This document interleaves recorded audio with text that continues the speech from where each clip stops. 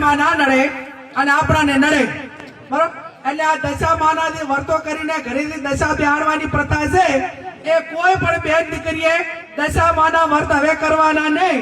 અને જેને દશામાં નડે એ બધા માને મારે એ મેલ દીધો, હું એકલી ગાડી ફેરું છું, દશામાં મારા ભેગા ગાડી ભરશે.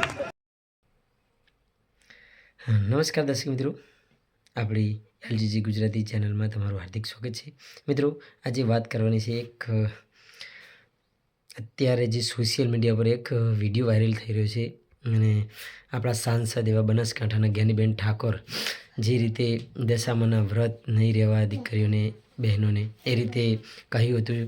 તો મિત્રો, અમુક લોકો એનો વિવાદ કરી રહ્યા છે. પહેલો આ વિડીયો જરૂરથી જુઓ, પછી એને આપણે જવાબ આપીએ. જય માતાજી.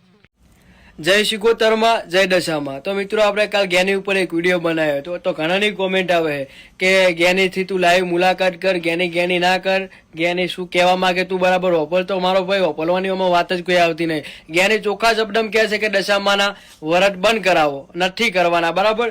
હવે એની વાત બીજી વાત કે એક ભાઈની કમેન્ટ આવી કે ભુવાની વાત કરે છે, એ દશામાની વાત કરતી જ નહીં. તો ભુવાની જો એ વાત કરતી હોય ને, તું એમ કહે કે ડોક્ટર ફાયા જાવ, કોઈક સંબંધી ફાયા જાવ, તો પહેલી વાત તો એ ખોટી બદનામી ના કર. અને જો તારે લાઈવ પરચા જોવા હોય ને, તો મારો ભાઈ આ વિડીયો જ્ઞાનીને શેર કર અને મારો કોન્ટેક્ટ કર.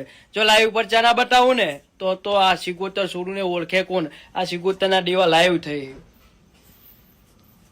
આધાર મારી સિકોતર સિવાય આ દુનિયામાં કોઈનો વિશ્વાસ કરતો નથી. અને પહેલી વાર આ વિવાદમાં પડ્યો છું અને સિકોતર ઉપર એટલો તો વિશ્વાસ છે કે ખોટા માર્ગે જવા નહીં દે.